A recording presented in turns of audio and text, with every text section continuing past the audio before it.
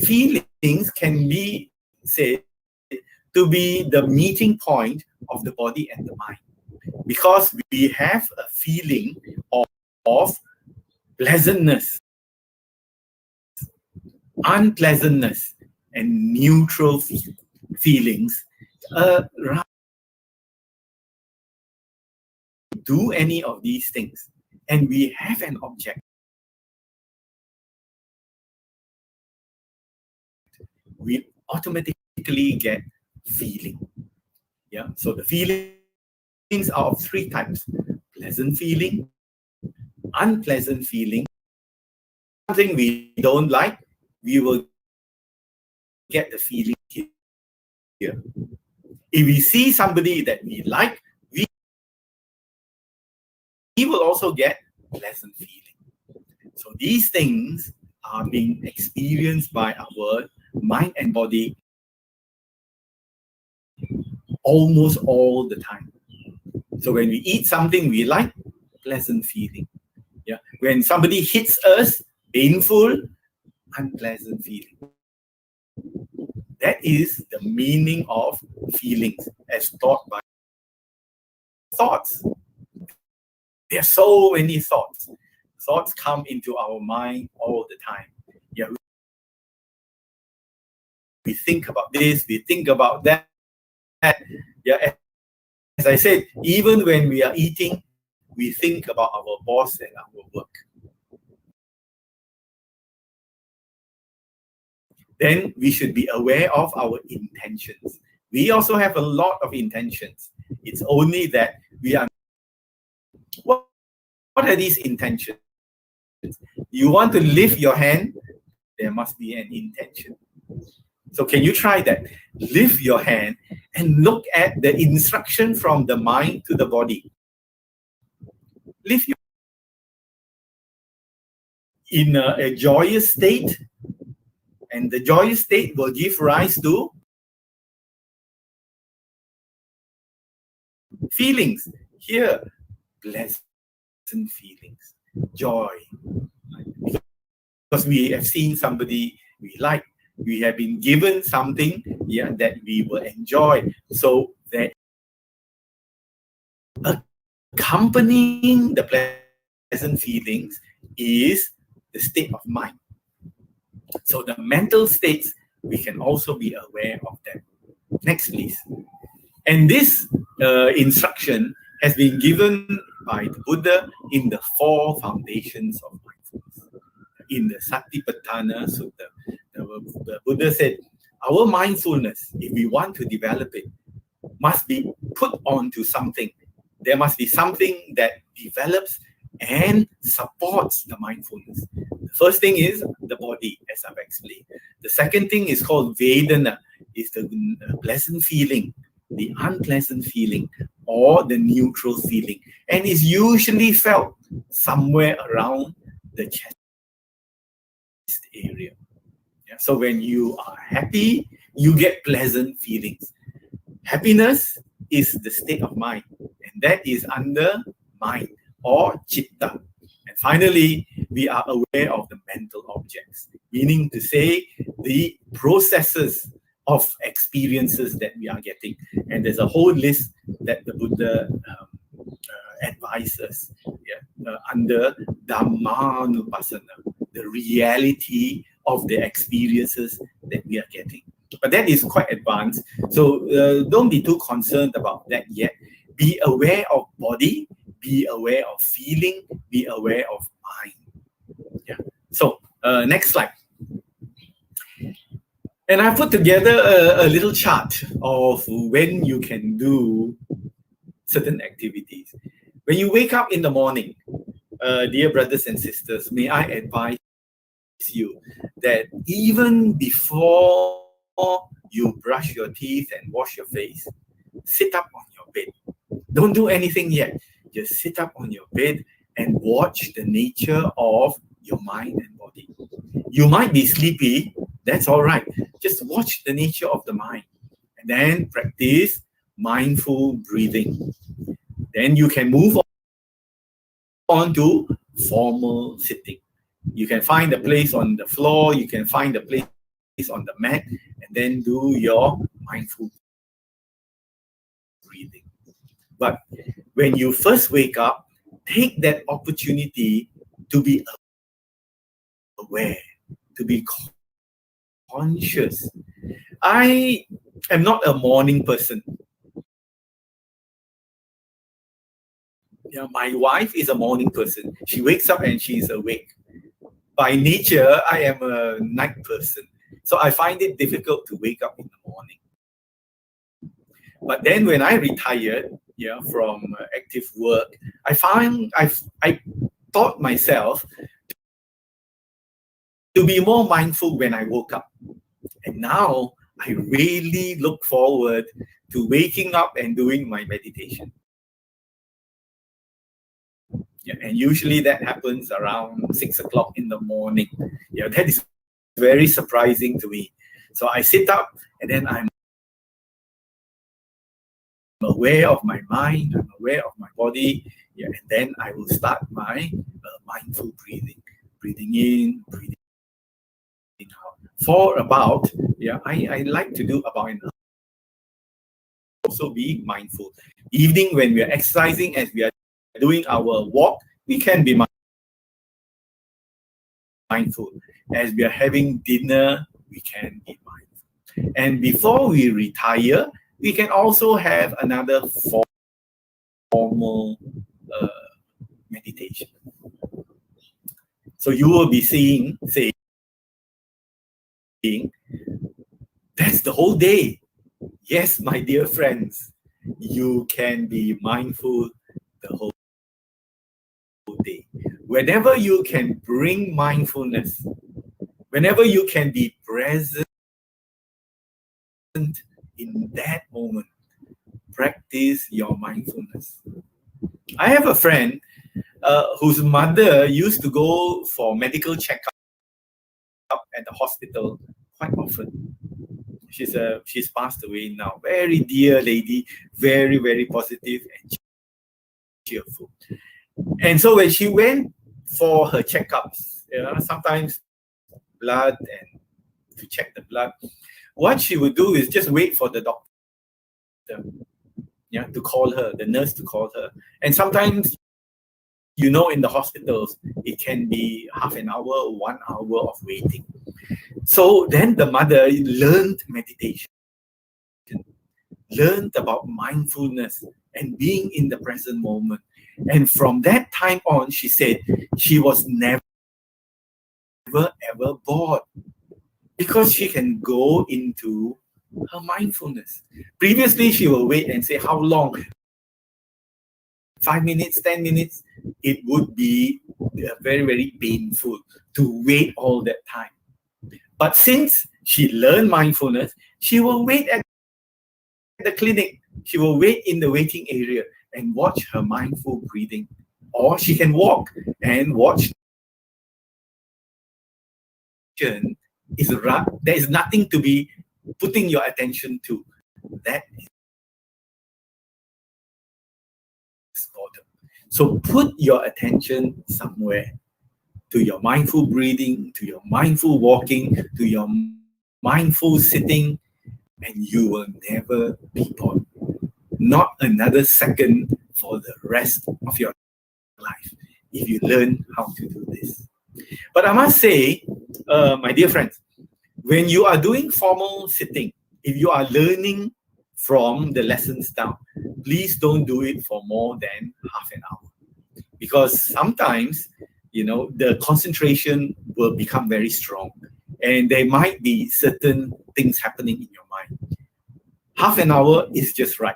So mindful, formally, you sit down half an hour, and if you want, you get up, go and do other things, and then later part of the day, come back for another half an hour.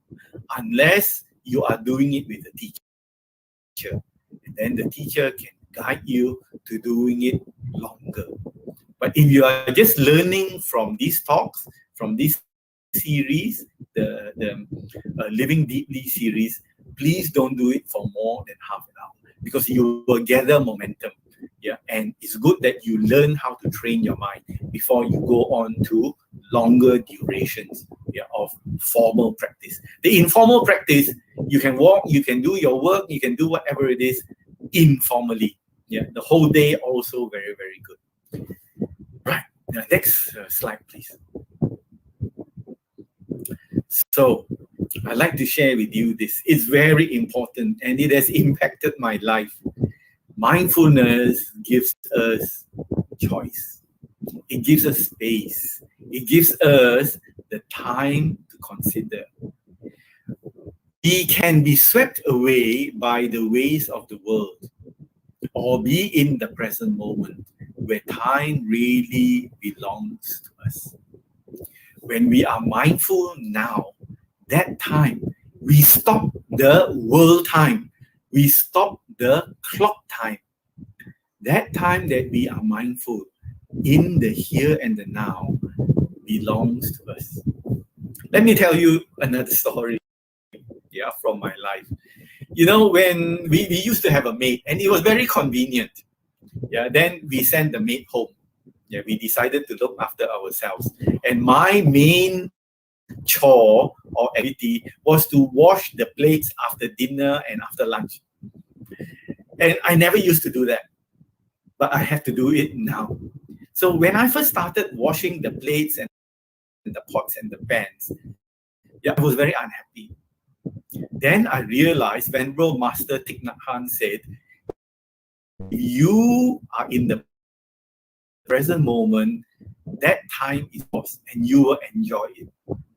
So I practice mindful washing, mindful cleaning, and true enough, I stopped being irritated.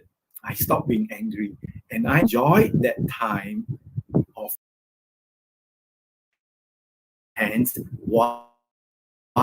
Because that time belonged to me. So when you are in the here and the now, that time is yours. It belongs to you, not to the world, not to your work, not to your boss. It belongs to you. So start claiming the time that you have in this world. The thing about the space is very important because, as I mentioned, we react automatically. When somebody says something, we get angry and then we scold the person back, we start fighting, we start arguing. Why? Because we didn't have space to consider. Mindfulness gives us that space. So when somebody says something we don't like, we just get back into that mindful space and then we listen to him or her. And then we are in our own time. Then we can consider, what am I going to say to this person? Even when we are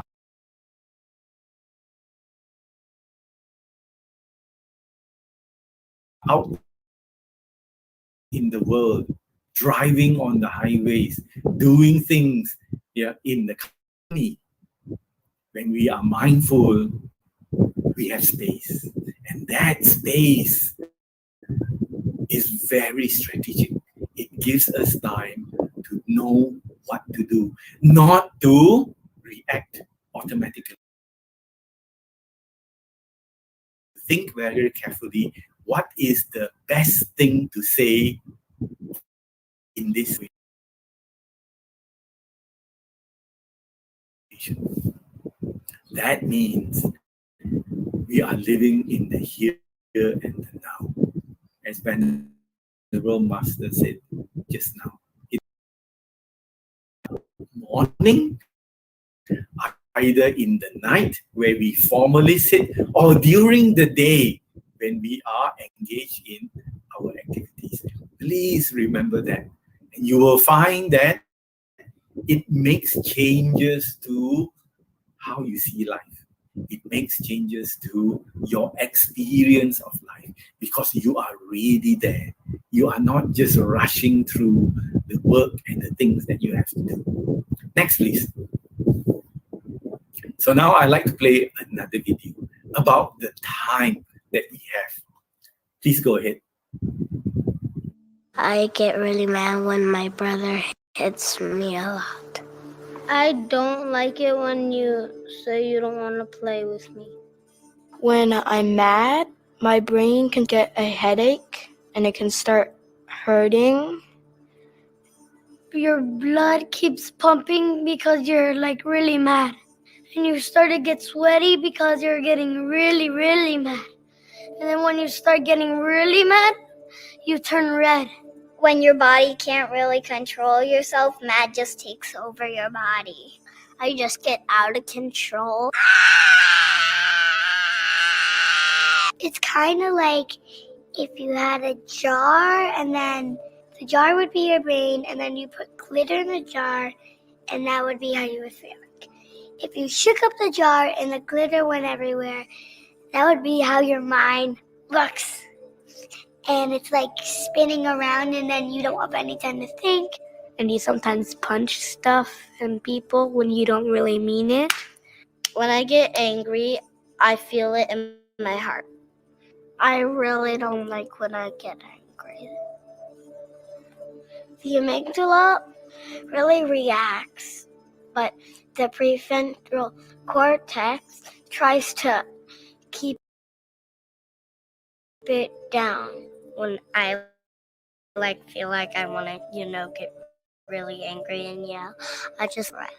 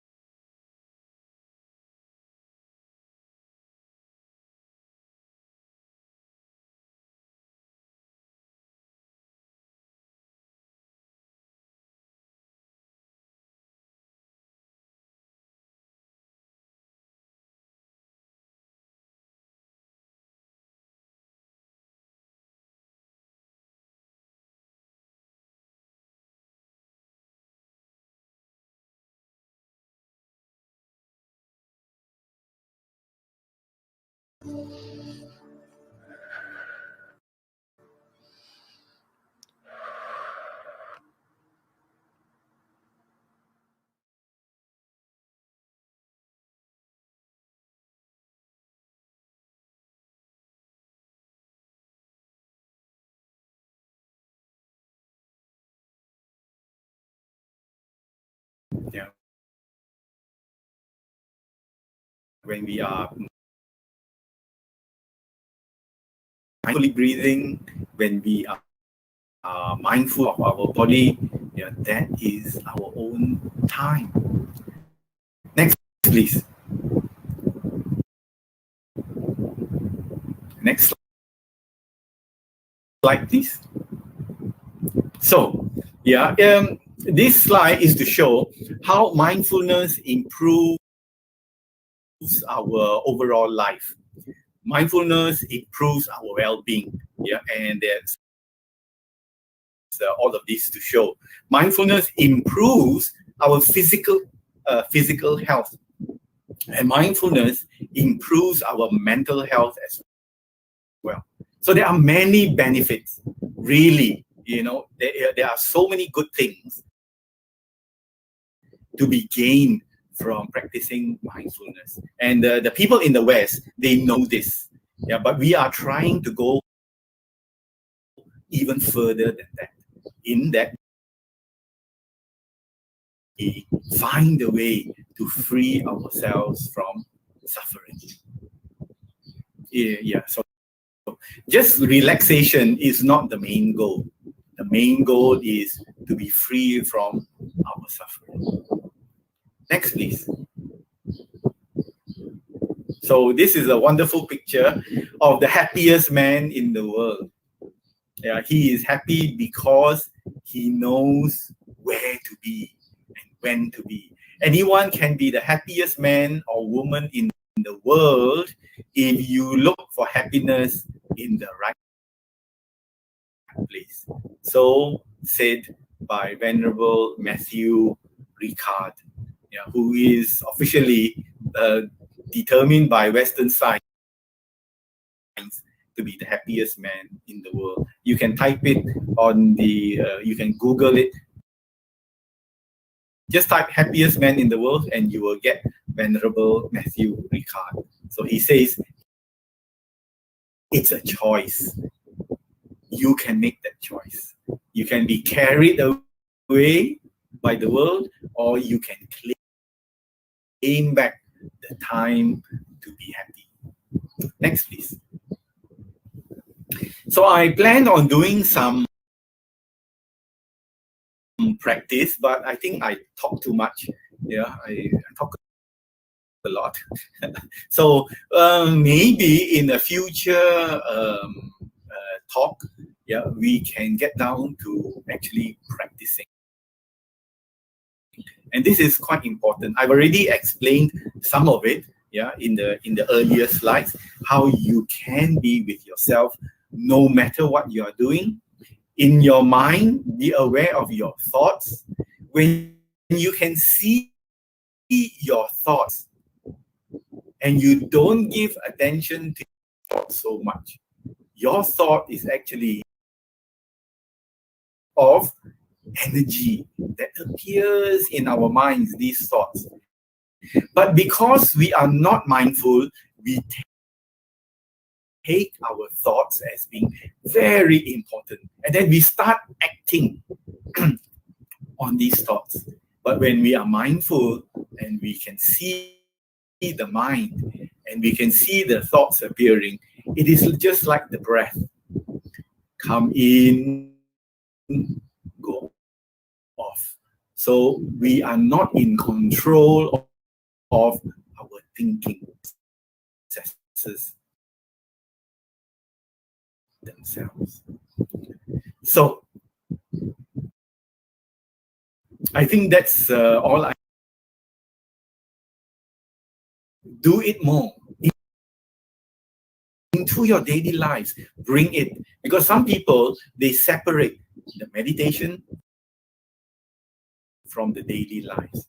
And what I like to do is bring the meditation into the daily lives so that you can see the Buddha's teachings everywhere. Not just everywhere, when, all the time. You can be practicing and you can see what it does to help us to be more and more healthy. Last slide. Thank you very, very much. So may we all learn how to live deeply in the present moment. May all beings be well and happy. Sukhi.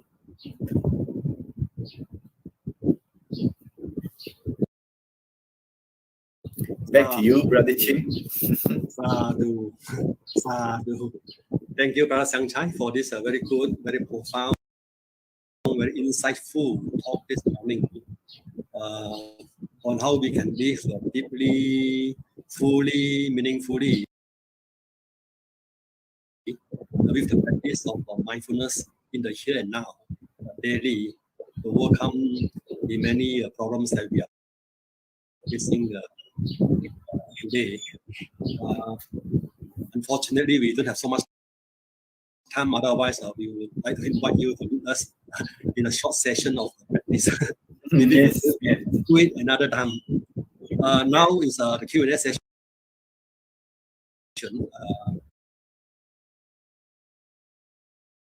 This practice seriously. Why are there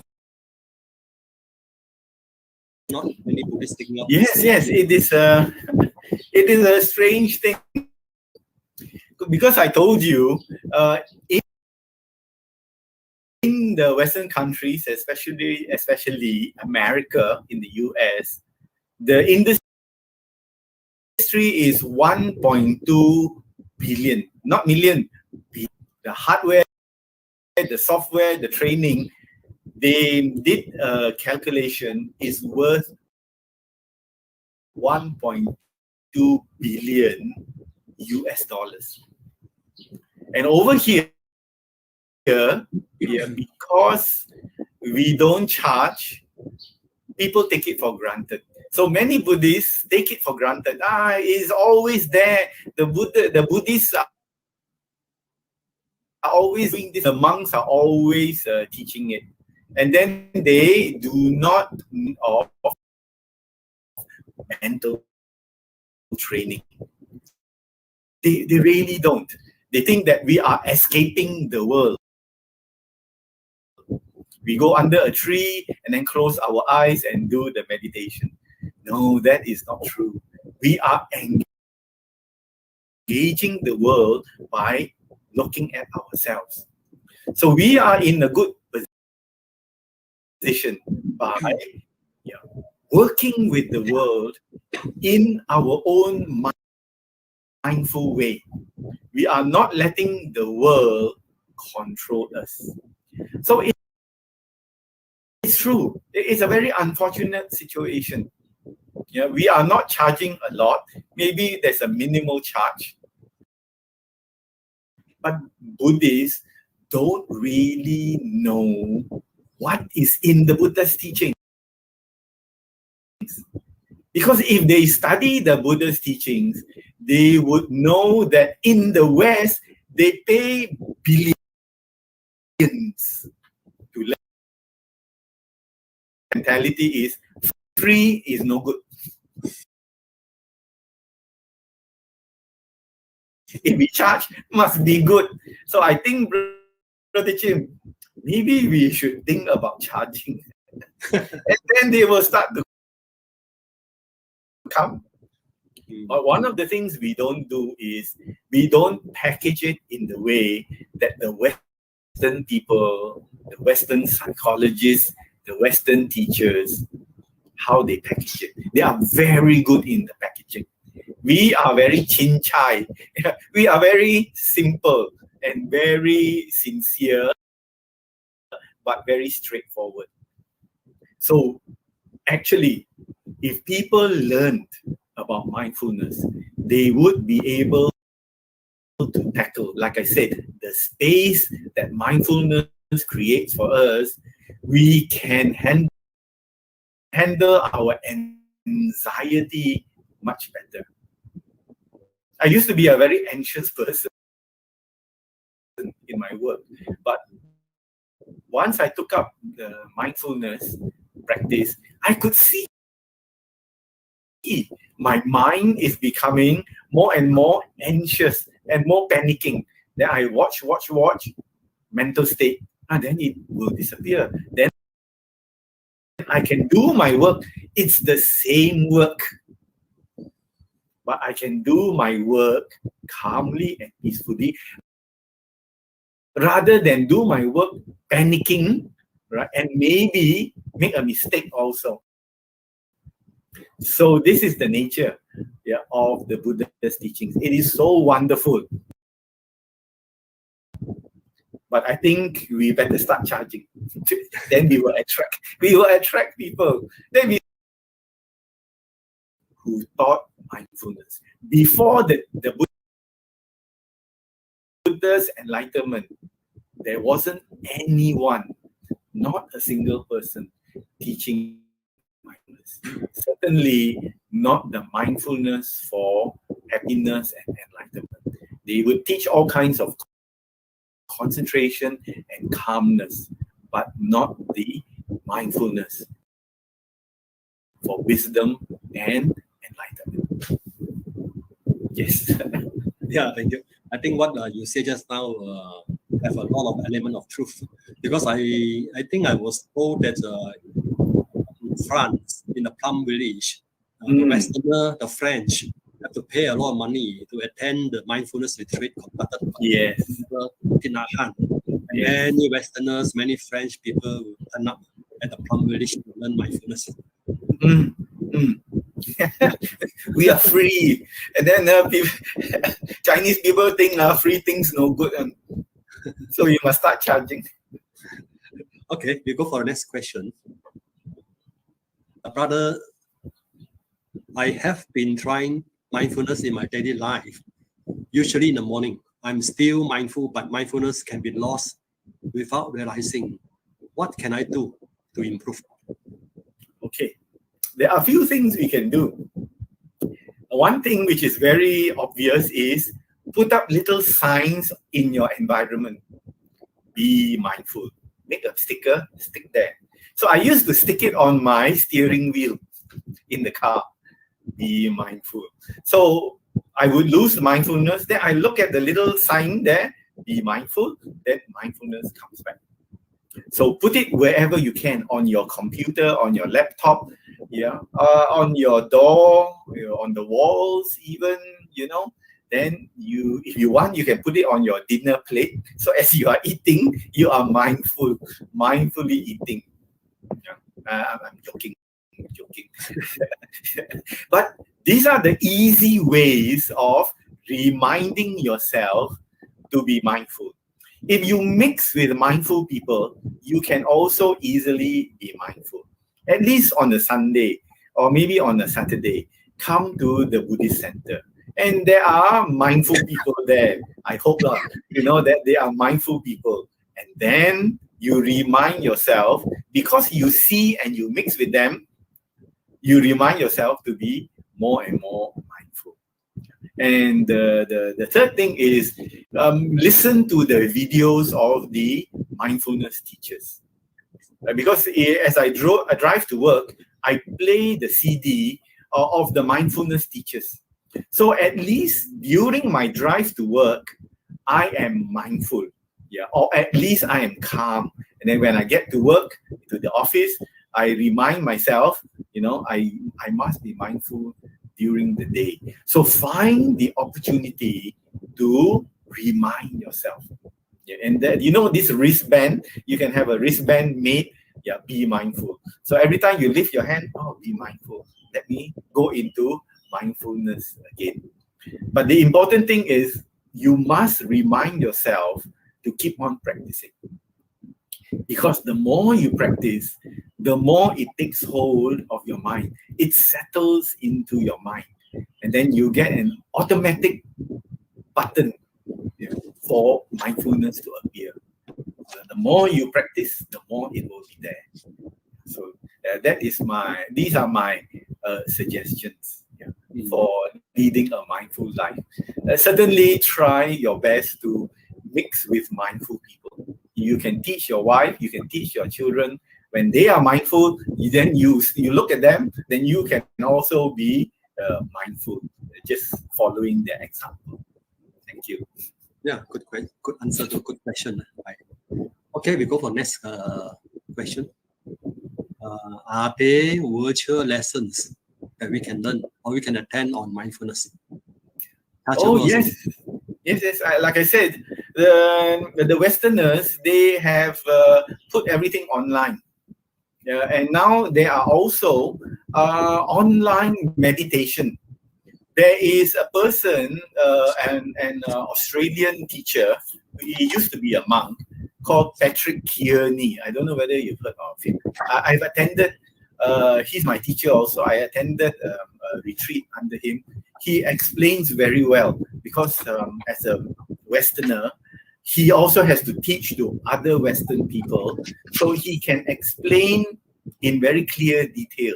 Patrick is Patrick, Kearney is Kear, Kearney, Ney. He's an Australian. So if you can go to his website, you can see what are his online teaching dates. He can have retreats. There are many that you can just type, Buddhist. Make sure it's Buddhist, because the rest can give you a little bit but charge you a lot. The Buddhists give you a lot and charge you a little bit. We are very cheap people, very, very, very modest. So go and look for them online, but make sure that they are either monks or nuns, not the lay people. You try. The only lay person is Patrick, because Patrick used to be a monk, Patrick Kearney, and he can give you very, very good mindfulness instructions, right? But also in SJBA, we now, because of the MCO, it is very, very difficult. But we are certainly thinking of a beginner's class when the MCO is over. So please stay tuned, stay in contact with us. Thank you. Okay, thank you. Due to time constraint, I think we just have one more question. Yes. Last question. From WH Chan. Many Buddhists didn't see the practice as urgency to put in effort. So they take lightly. How to make people see the urgency to practice? Yes, if you really want to see the urgency to practice, please go to the hospital. The most urgent reminder are sick people. Because when you get sick, you cannot breathe. As Venerable Master said, enjoy your breathing, please enjoy it. Because the people in the hospital now with the COVID, they want to breathe, also cannot breathe. They can't, like us, breathing in, breathing out. They can't do that without effort, without pain.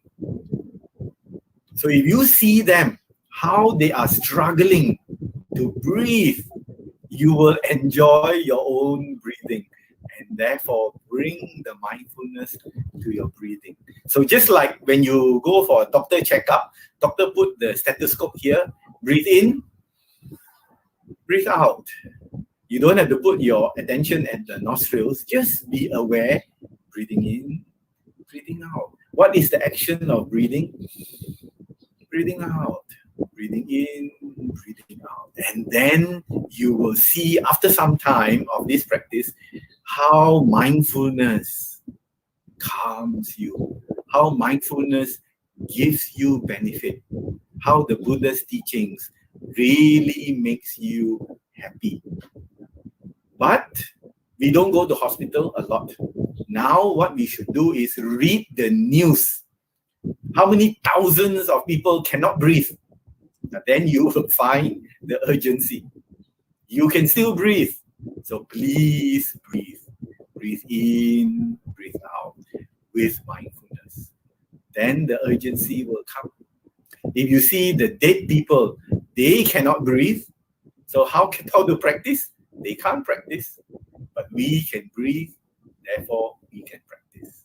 We can sit in silence and watch the body. Where is the pressure? Where is the weight? What does it feel like? What is hard? What is soft? What is hot? What is warm? What is cold? Just watch.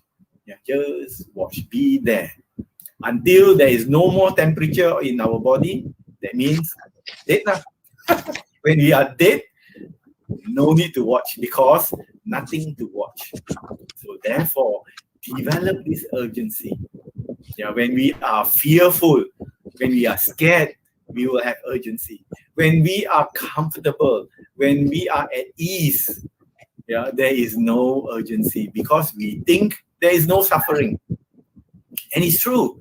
In Malaysia, not now, in Malaysia, before the pandemic, we enjoy our life. We can eat what we want to eat, do what we want to do.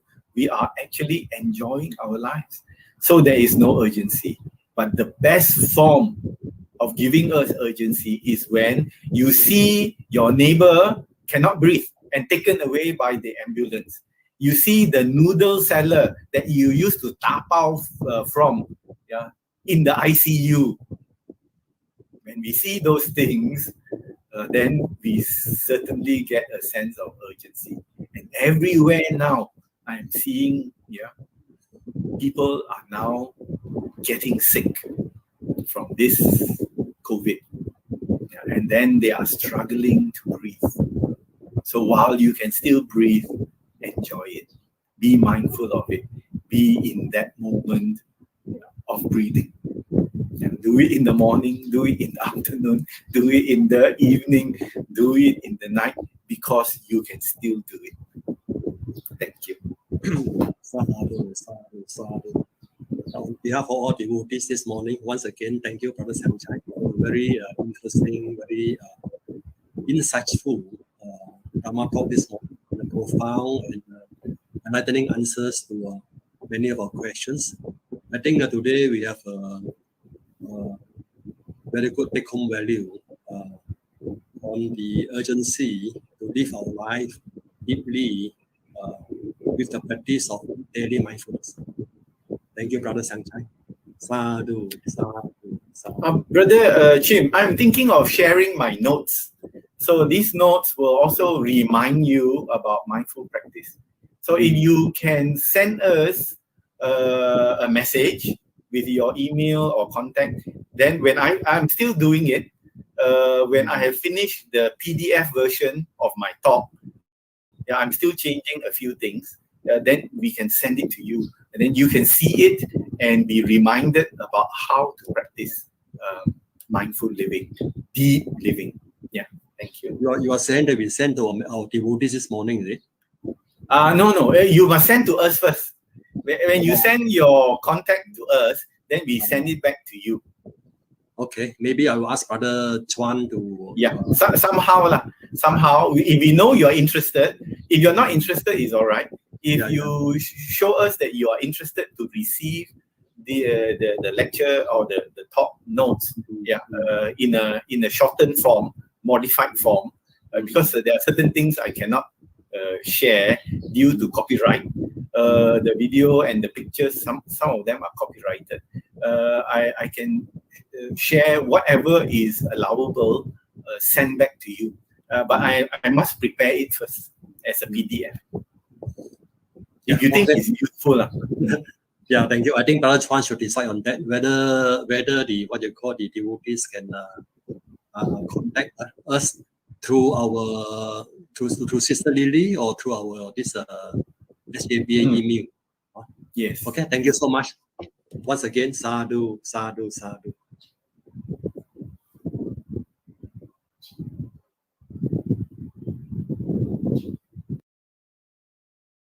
It was a fantastic talk this morning. Again, there are a lot of take home for us to practice. Remember to develop our urgency to practice our mindfulness. Do not take our breath for granted. Be mindful of our breath. Brothers and sisters, if you enjoy this talk, and as mentioned earlier by the speaker, do not worry. On the next weekend, we will display the email address and the phone number of the SJB office. And they will accumulate your data, your contact, and we will see how, when it's ready, we will dispatch to you. Right? We will talk again on this matter of registering your interest to receive the notes. Thank you very much for all your participation. Thank you very much to the speaker. Please help me to continue to thank the speaker. Brothers and sisters in the Dharma, many of us had participated in this morning Sunday Buddha Puja service and calmly listening to the Dharma sharing, and a good discussion during the Q&A session with the merits accrued. Let us share and dedicate the merits to all our living and departed relatives, families and friends, and all beings. Let us also dedicate merits to those who had fallen ill due to COVID-19. May they have a speedy recovery. To all the frontliners, example the doctors and the nurses and those at the hospitals, may they be free from harm and danger.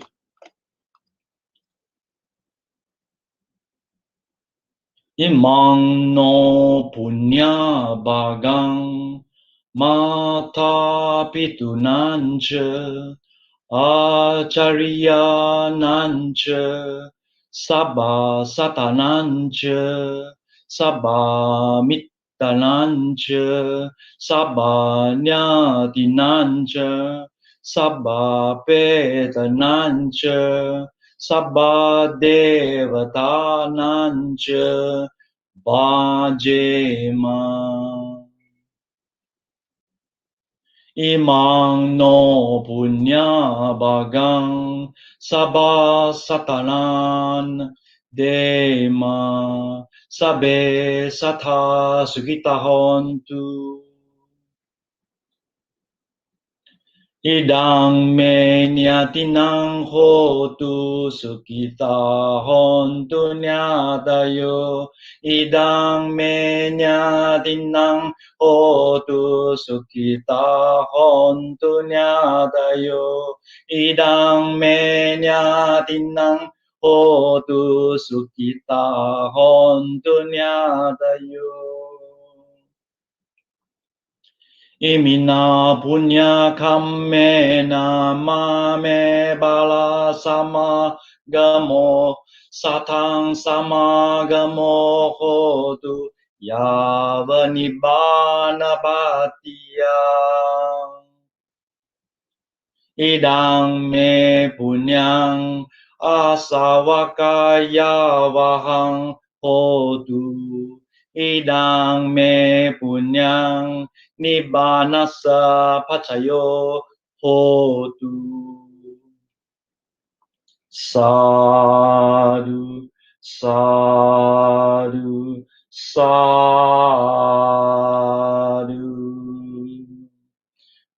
Brothers and sisters in the Dharma, before we end, let us pay respect, pay homage to the Triple Gem. Udang pujemi, Dhammang pujemi, Sanghang pujemi.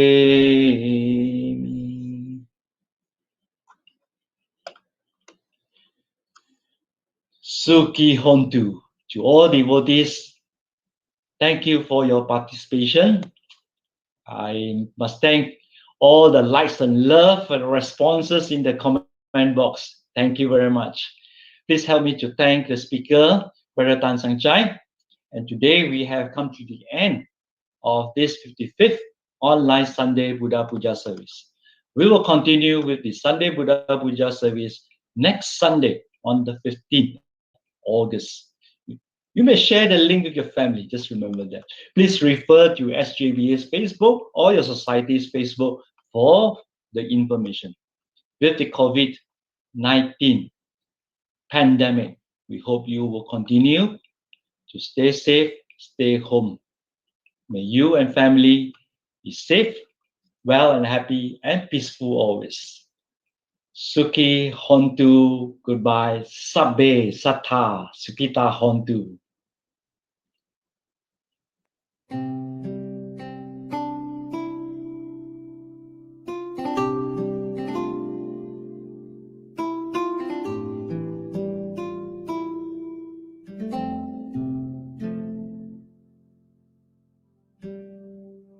Bahong sahan semabhinim mita sayudan